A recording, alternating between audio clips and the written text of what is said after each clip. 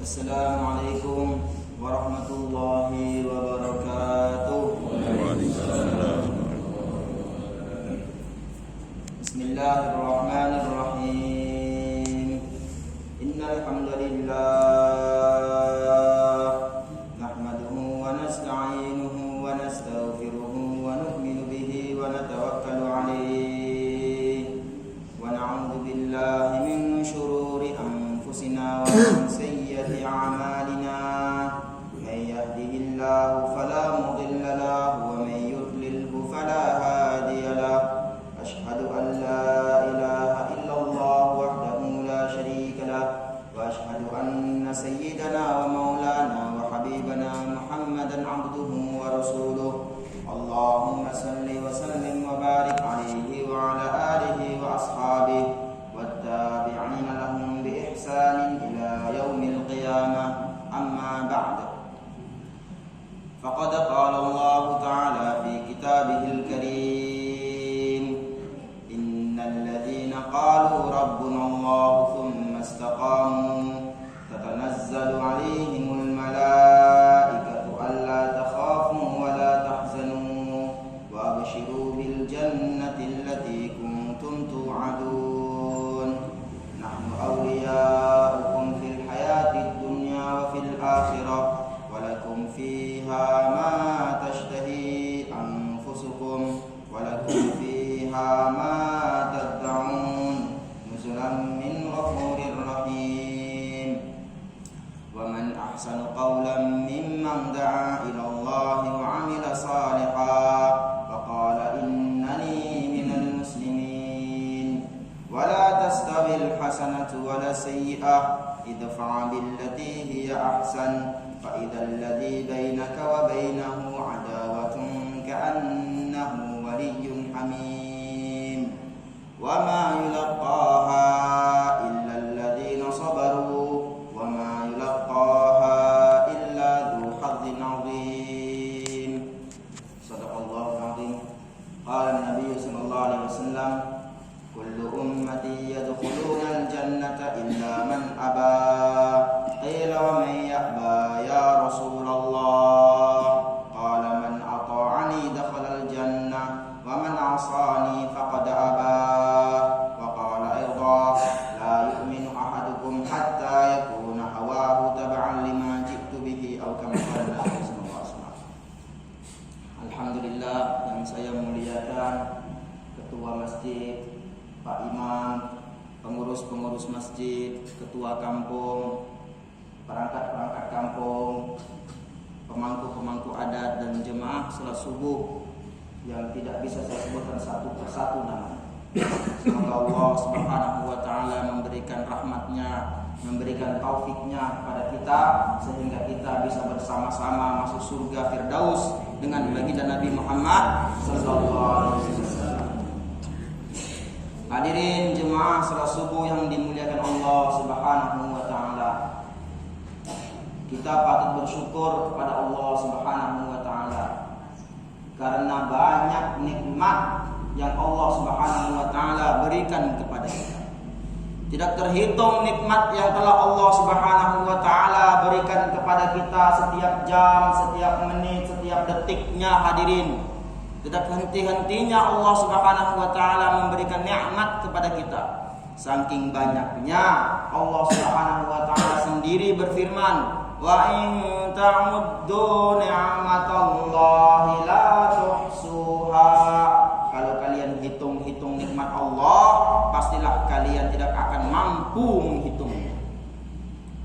Maka hadirin, setiap jam, setiap menit, setiap detik terus Allah Subhanahu wa taala memberikan nikmat kepada kita. Tapi dasar manusia ini sudah Allah Subhanahu wa taala firmankan, wa qalilum min ibadiyasy syakur. Sedikit sekali hambaku yang bersyukur. Setiap jam, setiap menit, setiap detik Allah Subhanahu wa taala berikan kepada kita tidak henti-hentinya sehingga kita pun tidak merasakan itu satu nikmat bagi. Pikirannya kalau dia dapat nikmat, dia mau bersyukur kalau dia dapat uang. Pikirannya kalau dia dapat nikmat, kalau dia mau bersyukur kalau lalu dia dapat rumah, punya kendaraan. Selain daripada itu, dia katakan tidak ada nikmat, tidak ada perkara yang harus saya syukur. Ini salah. Ada satu kisah dijelaskan bahwasannya satu orang yang sangat miskin, tidak punya apa-apa, tidak punya rumah, maka dia berjalan. Ini pelajaran buat kita. Apa yang harus kita syukur? Nikmat apa yang harus kita syukur? Apa itu rezeki? Maka satu orang ini dia berjalan, pengembara, hadirin, nggak punya apa-apa. Dia berjalan, tiba-tiba dia melewati satu kampung, dan di kampung tadi ada rumah yang sangat besar, rumah orang soleh yang kaya.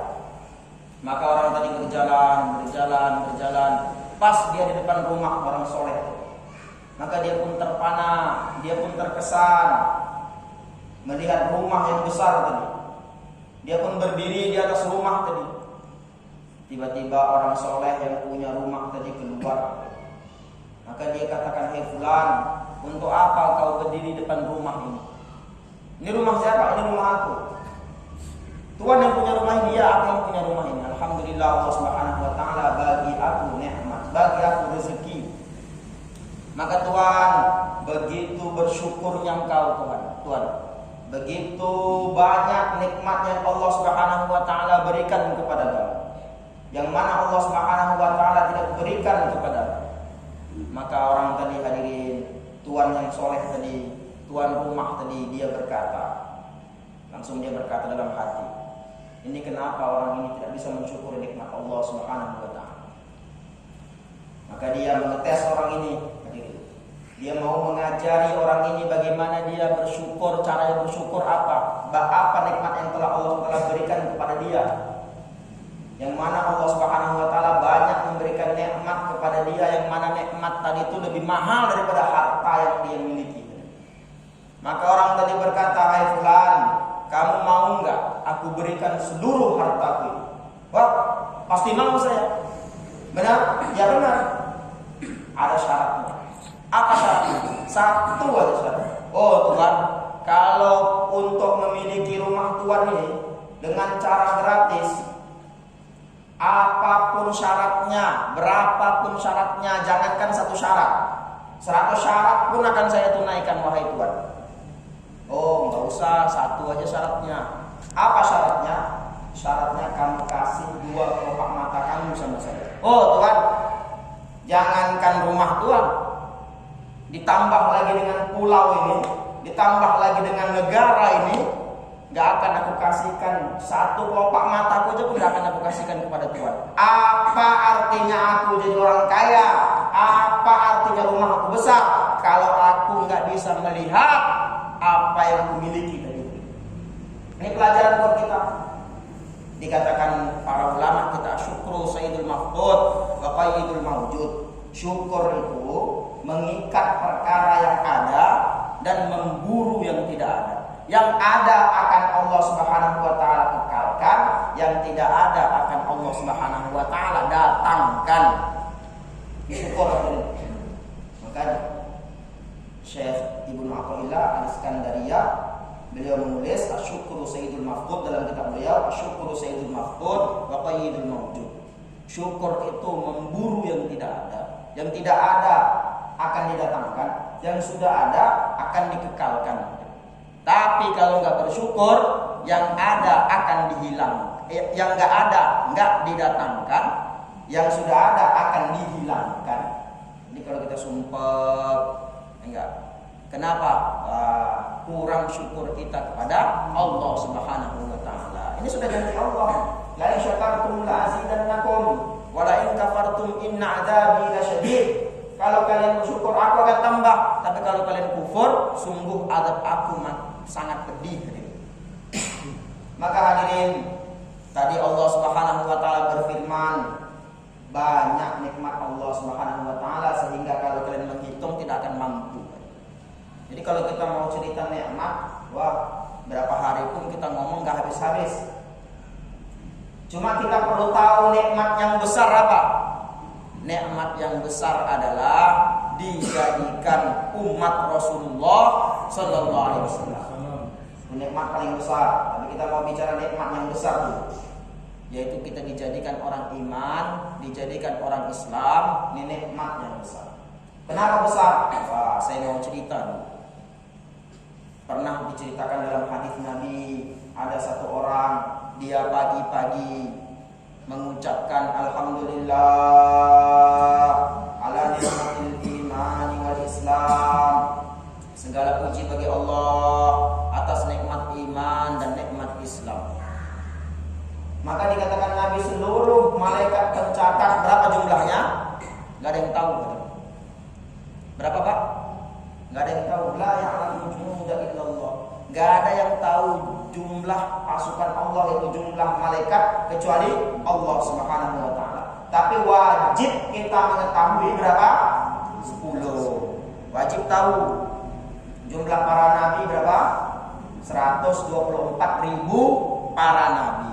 Dari 124.000 itu 313 Allah angkat jadi rasul. Dari 313 itu yang wajib kita ketahui 25. Dan di antara 25 itu 5 pemangku ulul azmi minar rusul. Maka jumlah para malaikat berapa? Enggak ada yang tahu. Yang wajib diketahui berapa? 10.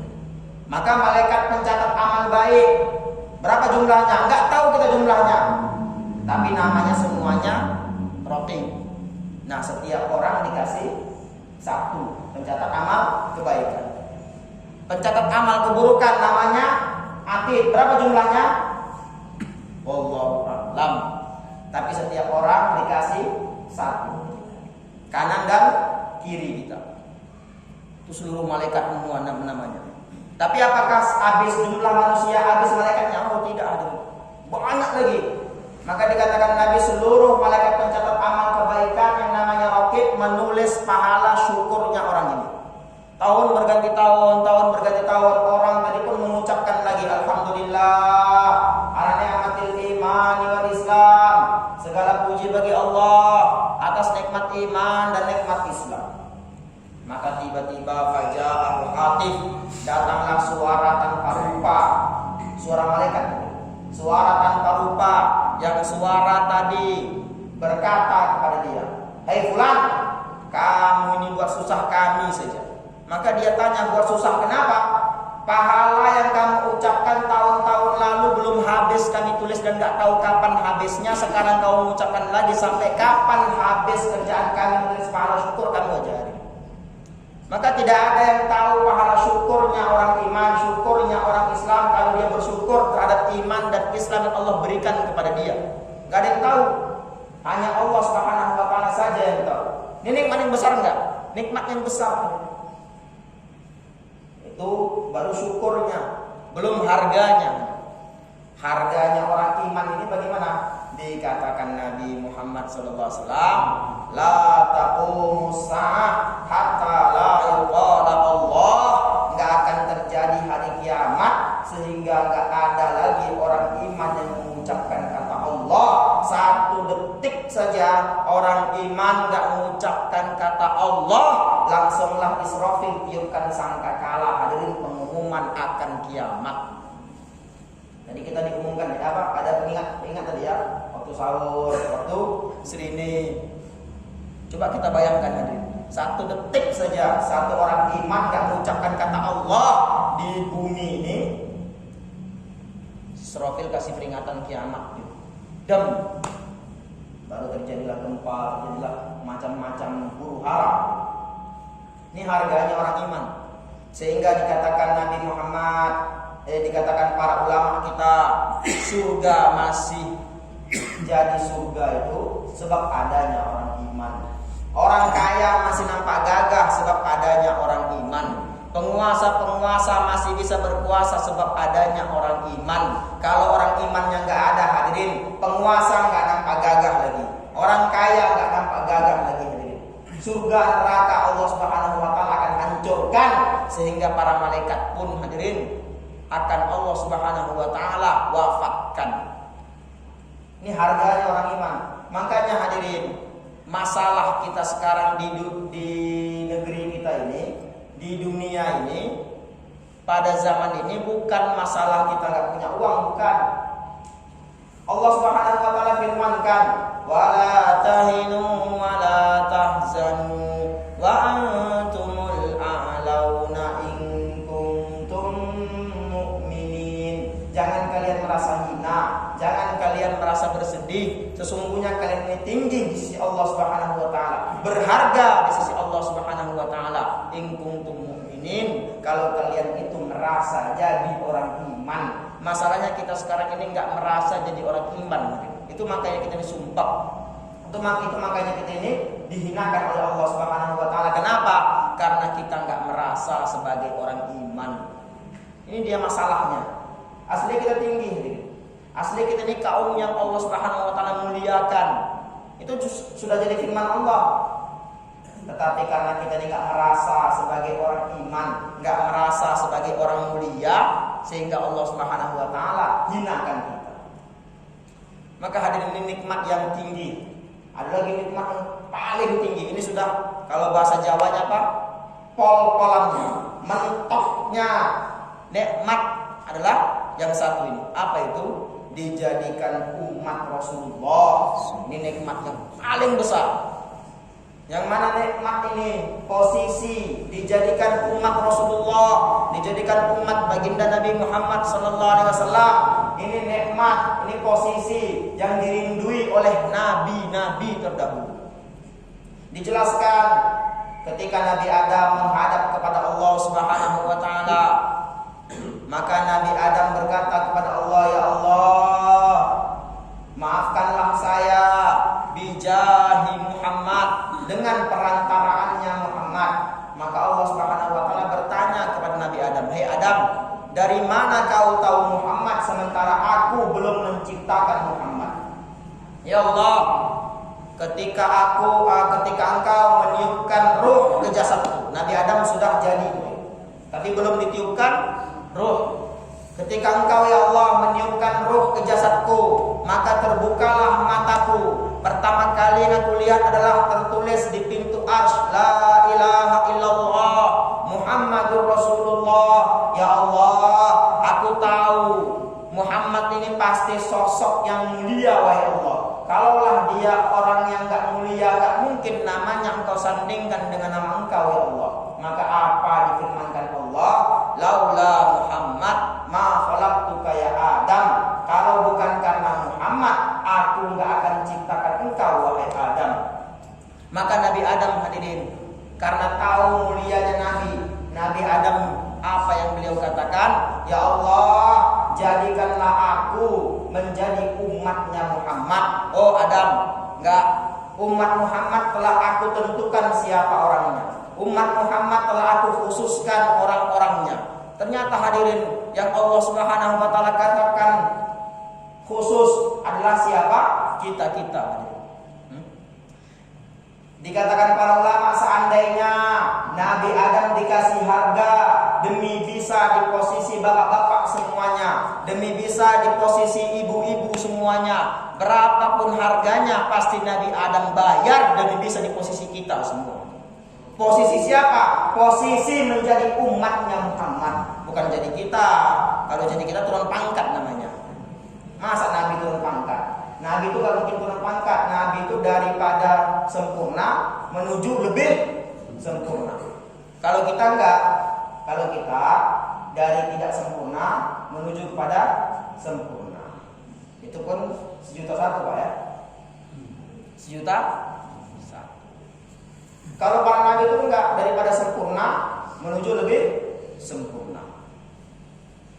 Maka hadirin yang dimuliakan Allah Subhanahu wa taala, begitu juga Nabi Musa berkata kepada Allah, "Ya Allah, aku baca dalam Taurat sesungguhnya ada umat dan sesungguhnya Muhammad." Nabi Musa mengatakan Ahmad. Sesungguhnya ada Ahmad dan umatnya, mereka ini orang-orang yang terpuji. Yang mana mereka ini, wahai Allah, engkau kasih syariat lebih ringan daripada syariatnya umatku. Syariat umat Nabi Musa bagaimana hadirin? Wah, berat, Bu, berat syariatnya. Yang mana dikisahkan dalam satu kitab Khosaisul Ummah Al-Muhammadiyah, kitabnya Abu Yazid Muhammad Al-Alawi Al-Maliki Al-Hasani Al-Makki. Beliau membuat kitab khusus, nama kitabnya apa? Khosaisul Ummah Al-Muhammadiyah. Di awal-awal kitab itu dituliskan bahwasannya kekhususannya umat ini dengan bedanya umat Muhammad dengan umat Bani Israel, yang mana dikisahkan bahwasannya umat Bani Israel, umatnya Nabi Musa yaitu Bani Israel, kalau mereka itu hadirin, kalau mereka itu buat dosa, kalaulah baju mereka kena najis, maka bagaimana? Enggak cukup dengan dibasuh. Kalau kita sekarang ini hilangkan ainun najasahnya, dihilangkan najis ainiyahnya, kotorannya hilang, zatnya hilang, terus dihilangkan sifat-sifatnya pakai air. Apa itu sifat-sifatnya? Bau, warna, dan rasanya. Dihilangkan dulu zatnya, baru hilangkan sifatnya. Suci nggak Pak? Suci. Suci Bu? Suci. Tapi kalau Bani Israel di pakaian mereka kena najis, nggak akan cukup dibasuh dengan 7 samudra pun nggak akan suci, harus dipotong. Kalaulah di kulit mereka kena najis, di bagian mana saja kulit mereka kena najis, nggak cukup dengan dibasuh pakai 7 samudra, harus dipotong beserta daging-dagingnya, hidup-hidup, potong. Kalaulah mereka itu buat dosa, kalau umat Muhammad, kalau kita sudah terlanjur buat dosa Bu, maka disarankan harus bertobat. Apa itu tobat Ustaz? Tobat syarat-syaratnya berhenti daripada melakukan dosa itu, menyesali dosa tersebut, niat tidak mengulangi dosa tersebut, dan menangisi dosa tersebut. Maka kalau persyarat-syarat taubat sudah kita tunaikan, insyaallah innallaha huwat tawwab, sungguhnya Allah Subhanahu wa taala itu Maha penerima taubat. Maka hadirin, insyaallah Allah SWT akan terima taubat kita. Satu orang dia terlanjur minum khamar, maka dia bertobat, insyaallah Allah terima taubatnya. Satu orang dia terlanjur berzina, naudzubillah, kemudian dia bertobat, insyaallah Allah terima taubatnya. Satu orang terlanjur mencuri, insyaallah kalau dia bertobat Allah terima taubatnya. Tapi kalau Bani Israel hadirin, kalau mereka buat satu dosa, mereka